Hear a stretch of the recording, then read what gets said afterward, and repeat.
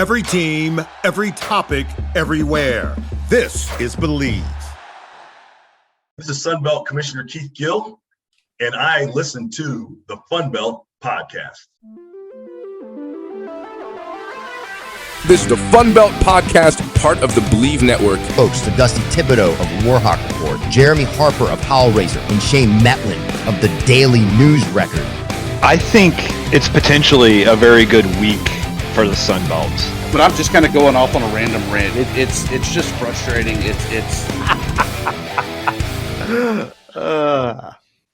Another episode back, and this time we're all here. Yeah. There's no portal action happening for Funbelt Podcast, but I tell you, Jeremy, Shane, our teams are taking beatings when it comes to the immediate eligibility ruling from the NCAA, as well as the portal, knowing guys are leaving campus for the perceived greener pastures on the other side of the fence. Yeah, April 16th, I guess it was yesterday, was when there's the official spring portal opening. It's from April 16th to the 30th. And it's just like a gold rush, right? Or like a land rush in Oklahoma, where everybody hops on their wagon and tries to get to a stake in time. That's what's happening in the college football landscape. All these guys, all these people are like, I'm getting out of here. At Arkansas State, for instance, our world-class kicker, he's gone. Our starting defensive end, he's gone. Our backup defensive ends, gone. Backup quarterback, gone. They're all gone. They're leaving. And Georgia State had like 13 guys go. 13 guys. Where are they going?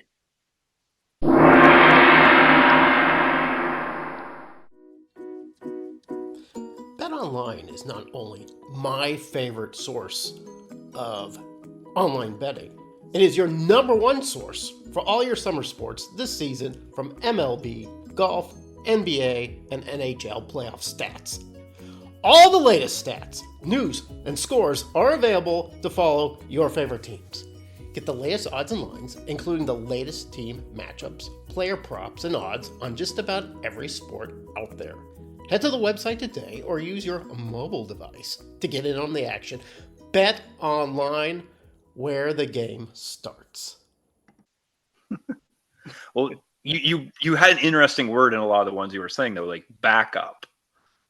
I think that's gonna be the problem with like teams trying to have depth, though, is like some guy you realize during the spring you're second string and you're looking for a place to go be first string.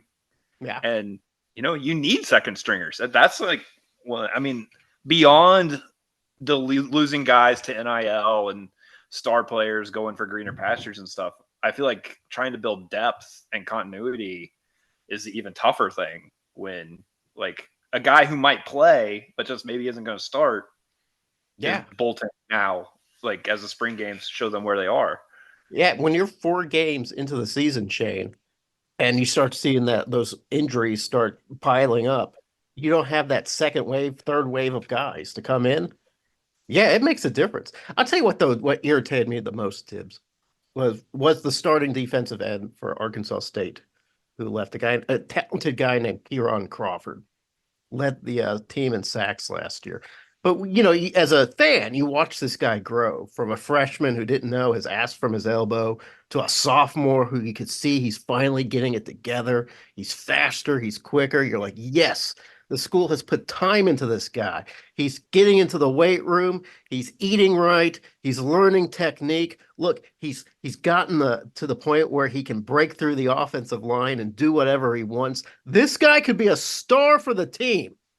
And then he's gone. Which I'm like, fine. Okay, that's the way it's set up. It's not Kieran Crawford's fault. But my God, what does Arkansas State get out of that, Tibbs, for all that polishing, all that training, all that buildup of this talent, and suddenly Mr. Monocle McMoneybags comes rolling in and says, I am going to take you. Ha ha ha, and I don't have to invest a single hour of work into it. Why can't we figure this out, Tibbs? Because the NCAA is lazy and doesn't want to shit or get off the pot to decide what exactly is fair, what exactly should happen for student athletes. and nobody wants to kind of draw the line in the sand. And I think we saw that even more so with this recent legal battle where guys that are transferring are now immediately eligible, and Yes. they can transfer time and time and time again and continue to be eligible. So you're right. What does Arkansas State get out of that? Maybe the opportunity to finally lose to ULM after 20 years or whatever it is. Not happening. But I thought about this some today before we started recording there, Jeremy, and I really I think it was you that even proposed this, that there's kind of a developmental fee. Your guy goes to Alabama. Okay, great. Here's how much money it costs you of what we have invested in this kid. Yeah. We need our money back. Yeah. I proposed that when Miami swooped in and plucked Norchad Omier, the basketball player from Arkansas State. Arkansas State had spent 2-3 years really polishing this kid, right? I mean, gave him skills. I mean, you could see it happening. You're like, okay, this kid is ready. And then Miami's like, great. I'm glad he's ready. He's prepackaged. The bow's on top. We'll take it from here.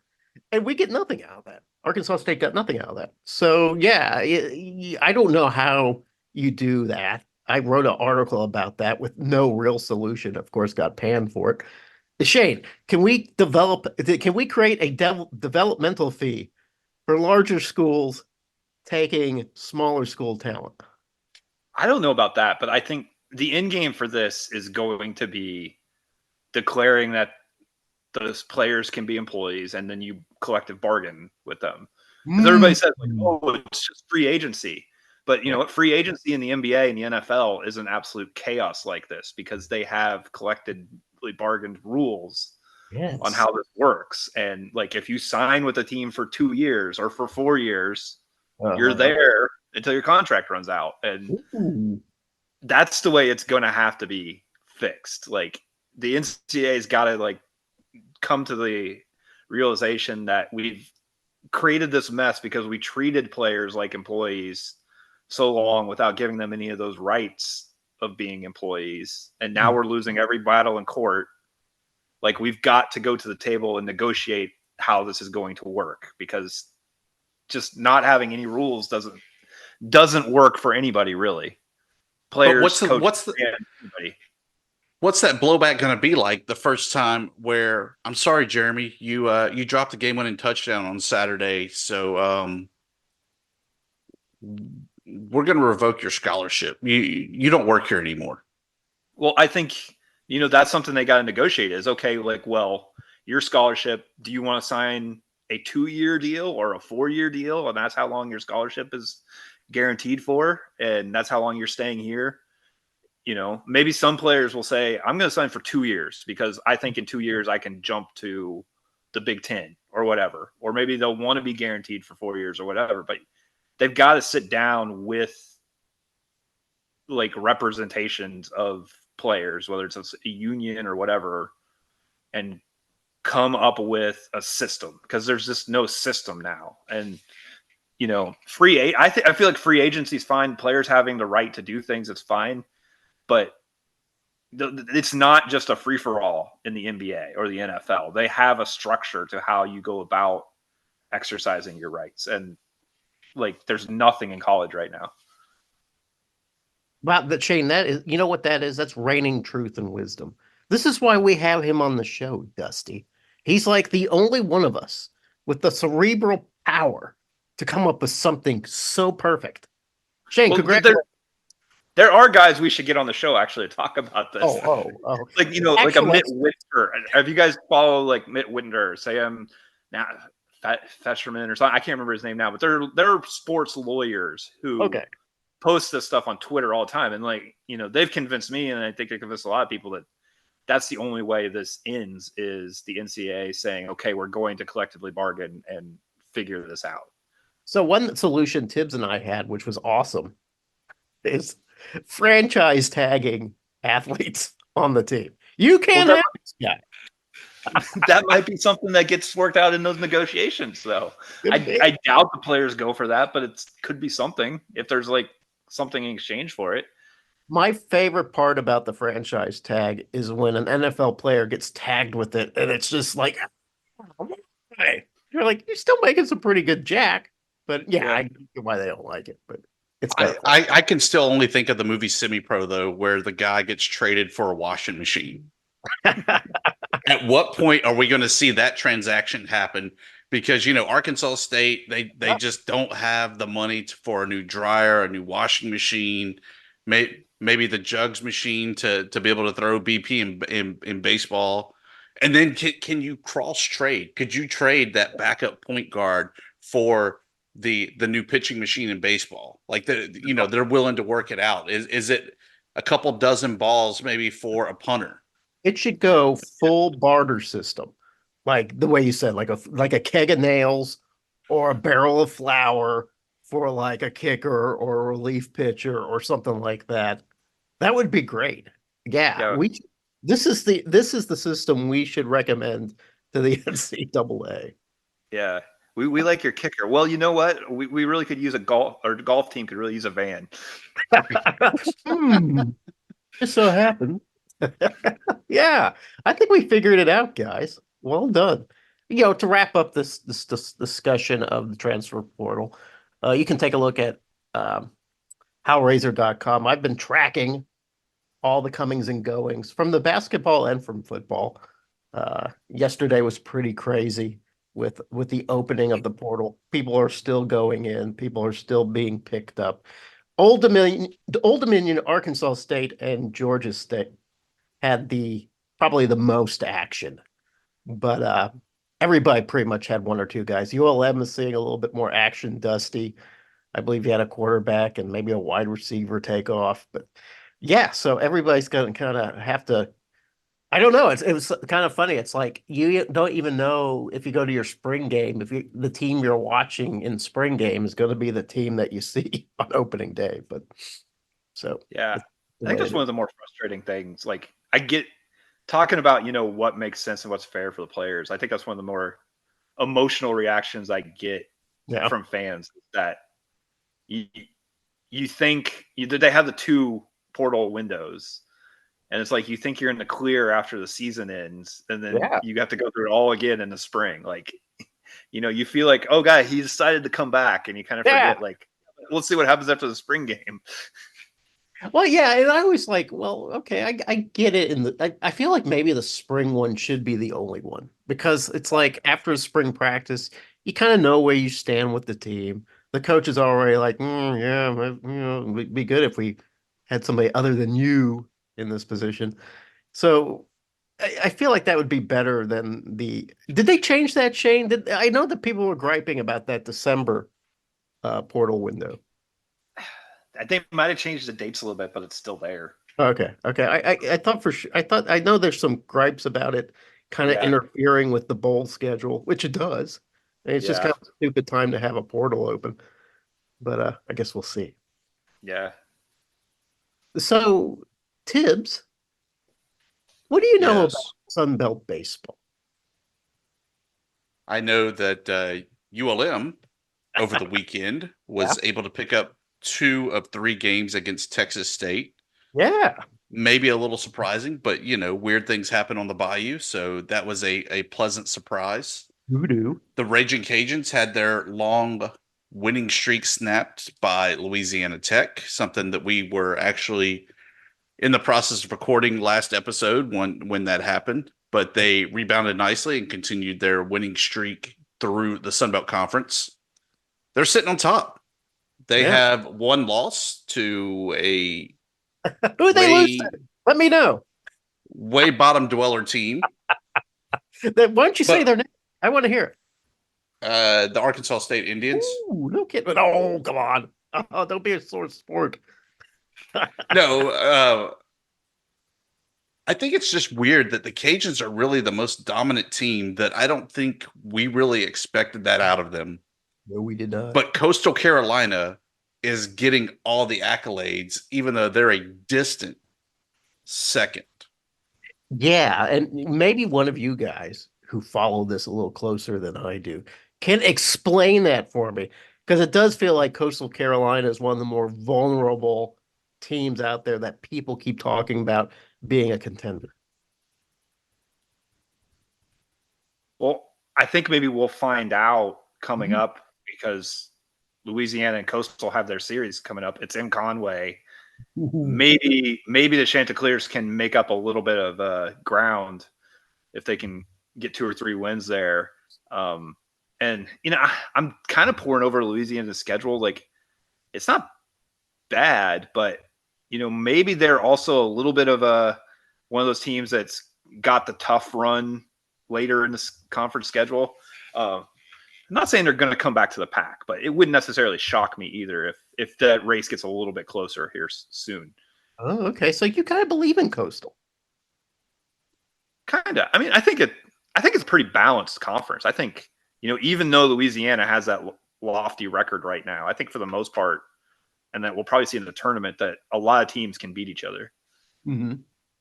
Yeah, and that was a big sentiment I got this past weekend. Had a chance to catch up briefly with ULM head coach Mike Federico. Nice. He was like, this league is crazy. He goes, you try to prepare day in, day out for the games, for the series, but it's still not enough that these teams are just beating up on one another. And any given day, you could wind up getting a win just as easy as you could have lost. And I really think that that's what we're seeing through and through. I think even if we pick on the Red Wolves there at 4-11 overall, it's not necessarily the easy out, right? I mean, they're in the games pretty much until late in the game, but until the 7th inning. Well, yeah. It's a shame we played 9 innings, though. We should stop at 6. I would be happy with that. But no, I think that even when you can look at that very bottom dweller team and say, man, we're definitely going to have to play a pretty good game to even have a chance to get this win, speaks volumes to the depth of the league. Guys, we have 5 teams in second place with 9-6 records. Georgia State, Georgia Southern, Southern Miss, Troy, and Coastal Carolina. That's as much evidence of parity as anything, right? Yeah, I think so. And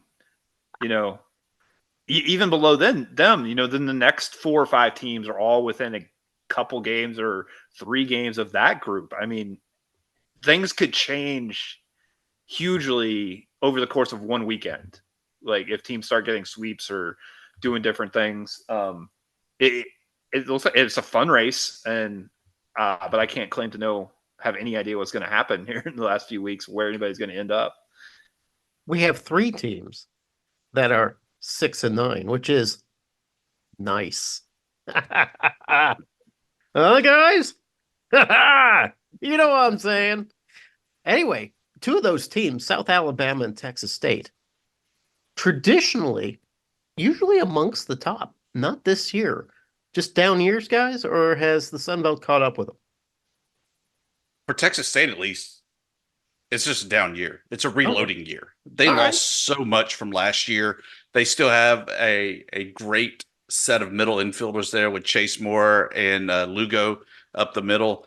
But, you still got to have some arms to pitch, and they just don't have that pitching staff that they've had here over the past few years. They're coming. It's just not this year. Okay. Yeah. And South Alabama, you just never know. Maybe they just got some of that Kane Womack disappointment going on in Mobile. Maybe that's what's happening. Shane, do you have the RPI rankings pulled up? I do. I knew you did. I had an idea. I thought you did. All right. Yeah. Who looks good? Not necessarily in overall wins or losses, but who looks good in the RPI right now? Coastal does in particular. Okay. Number 16 RPI. Would think they're probably pretty much a lock to make the NCAA tournament, regardless of what happens. In the Sun Belt tournament, assuming they finish the regular season strong. But they're in really good shape. Sort of surprisingly, James Madison is still 25 in RPI right now. Yeah. They lost 2 of 3 at ODU this past weekend. they're kind of a mystery team to me, to be honest. Like, I don't know what to expect from JMU game in, game out. But then it's bunched up a lot after that when you talk about Sunbelt RPI. Southern Miss 46, ODU 49, the Cajuns 53, Georgia Southern 58, Troy 61. Like, that's a lot of teams all right in that same neighborhood. Just like in the standings. Just like in the standings. Like, Yeah. we could see a lot of shifting, I think, both RPI and standing wise here in the next few weeks. Yeah. I've seen projections, Tibbs, of anywhere between 2 teams making the tournament and 6 teams making the tournament. What's the reality, Tibbs? I think we're looking at a top 4 making it, and that really depends on what happens in Montgomery in that tournament. Okay. I do think there's some teams that need to at least make it out of the first 2 days of the tournament in order to kind of seal those bids. But I could see this being a 4-bid league this year. Yeah, it should be, right? I mean, that's kind of the reason why we got some of these guys, like Coastal, for instance. We wanted to build up baseball, and it's happening. And maybe same thing's happening to basketball. Shane, maybe you just jumped the gun a little bit.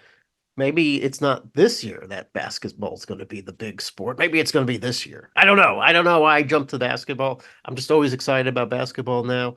Not excited about baseball because the Red Wolves really suck. But 4 teams into the tournament seems reasonable to me. I think so. I mean, to me, it's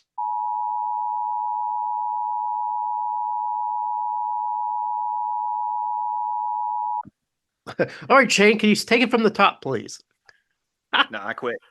What was the question? What were we talking about? What was that? I don't know. We were talking about RPI. It was bunched up in the middle. 4 teams. I said it was hard to figure out maybe the NCAA tournament field because the teams that have the high RPIs aren't necessarily winning the conference series. Okay. All right. But looking at the big picture, the Sun Belt's sitting right now as 5th overall in conference rankings. Who's that ahead of? We're a P5. We are ahead of the likes of the WAC. Eat it, WAC. Missouri Valley. Eat it, Missouri Valley. Southland. Eat it, Southland. SoCon. Eat it, SoCon. Big East. Eat it, Big East. Big Ten. Eat it, Big Ten. And the American. Eat a big one, American. Yeah. That showed them. We'll probably get some letters now. And of course, far and above the Summit, the SWAC, and the Northeast. Well, it should be that way. Shane, you're still with us. We're just not in the video feed, right? Yeah, I turned my video off because I was getting slow. That's too bad, because Shane, you, as we mentioned before, you are the best dressed among us. And it was nice, it was pleasant just looking at you. So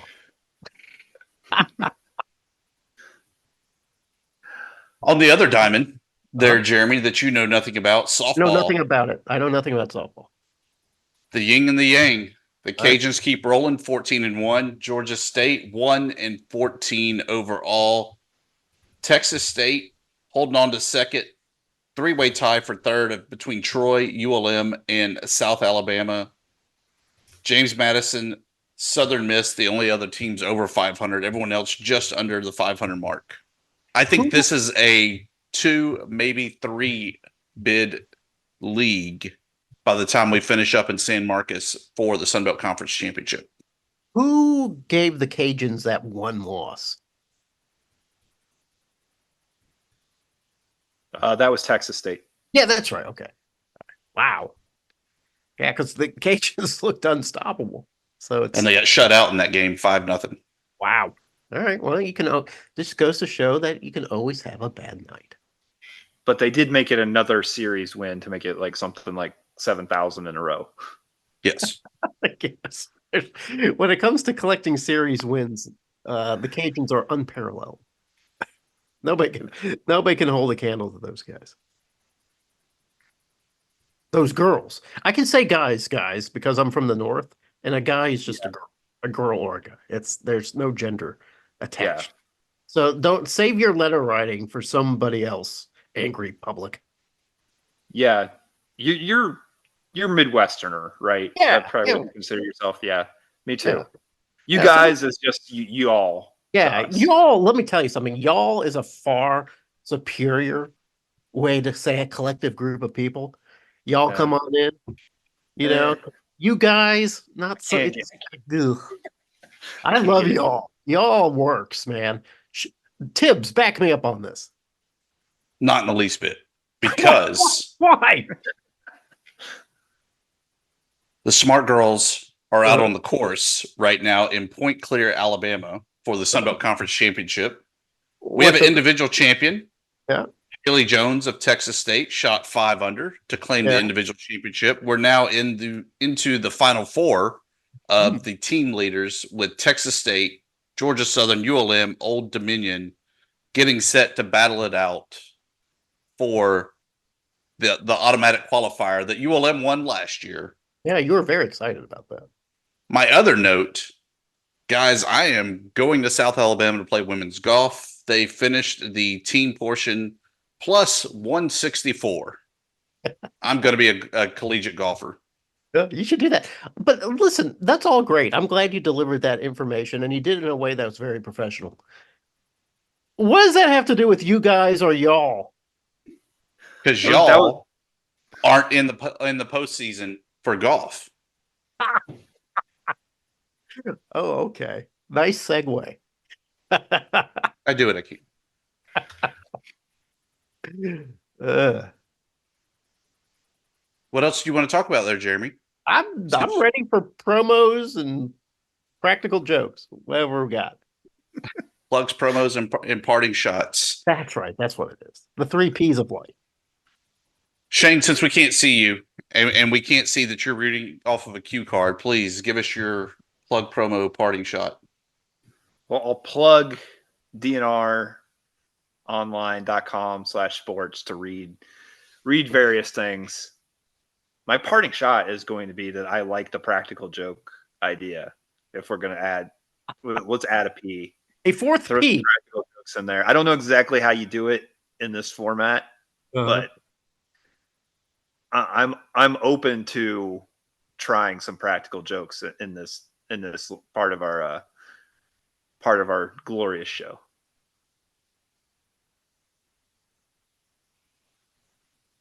Speaking of practical jokes, Mhm. Jeremy, would you say that Alabama is probably the biggest fan base in all of college athletics? All right. Let me think. Okay, because I think Ohio State could probably give them a run for that money. But yeah, probably Alabama. And what is Alabama's mascot? It's either like an elephant or just a pool of water. I've never seen a pool of water, so we'll go with the elephant. Okay.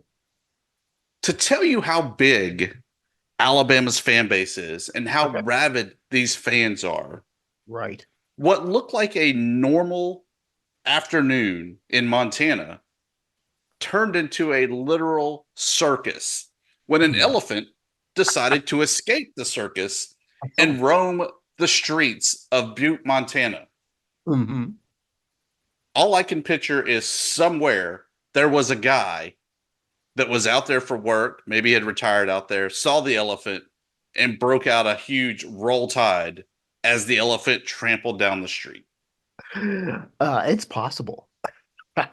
Now, did you dig deep? Did you do some investigative journalism and discover if there were any Alabama fans in attendance? No, there were just other F bombs being dropped.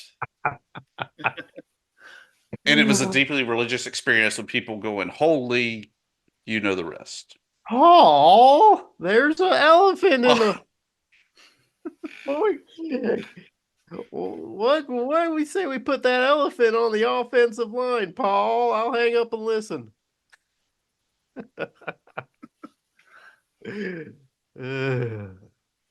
That's all I had for you. All right. Well, what about me? You want to ask me?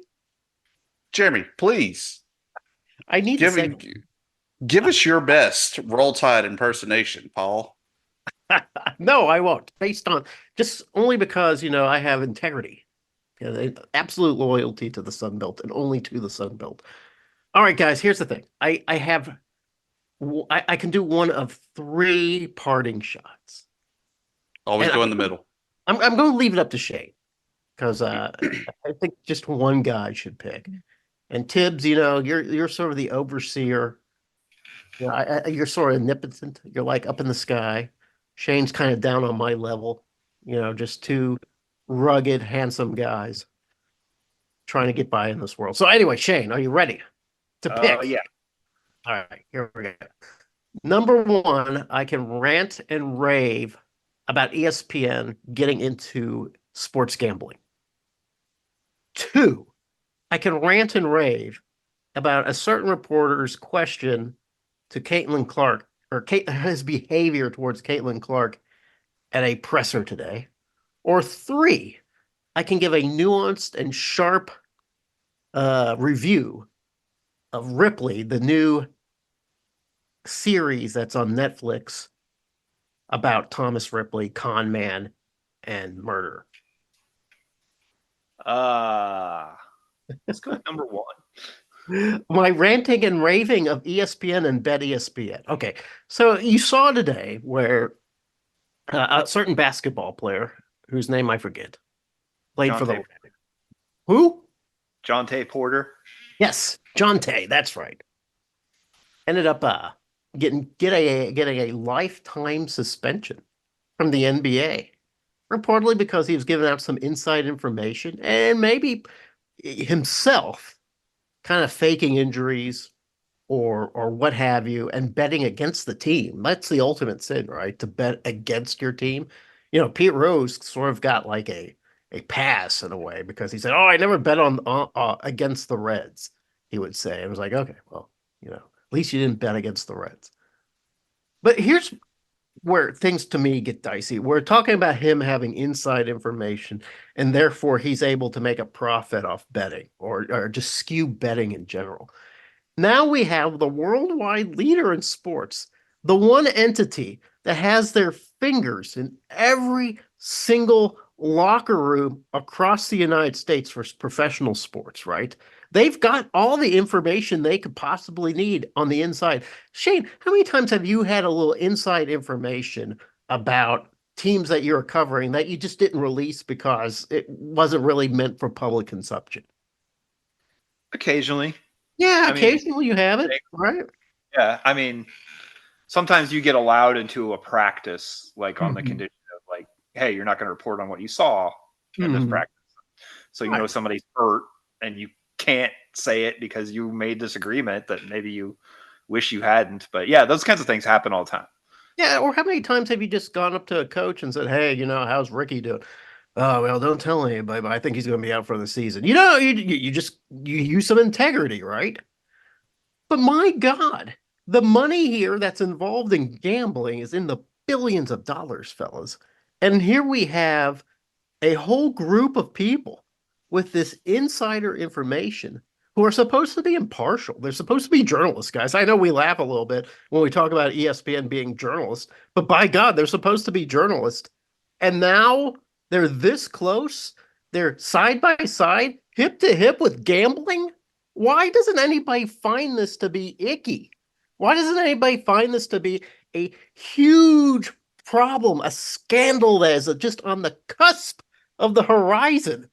Why isn't anybody saying, "Hey, listen, we got to divest gambling from sports journalism because that is just gross and disgusting"? And that's my parting shot. Jeremy, I just wonder if I can get a Jonte Porter signed basketball that says, "I'm sorry, I bet on basketball," much like my Pete Rose baseball. That would be a collector's item. Yeah, that might be his career path from now on. Hey, good show, guys. I mean, even with what Shane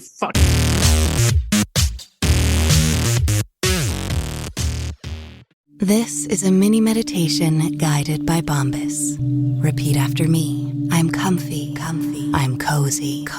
I have 0 blisters on my toes. And that's because I wear Bombas, the softest socks, underwear, and t-shirts that give back. One purchased equals one donated. Now go to bombas.com/listen and use code LISTEN for 20% off your first purchase. That's BOMBAS.com/listen and use code LISTEN at checkout.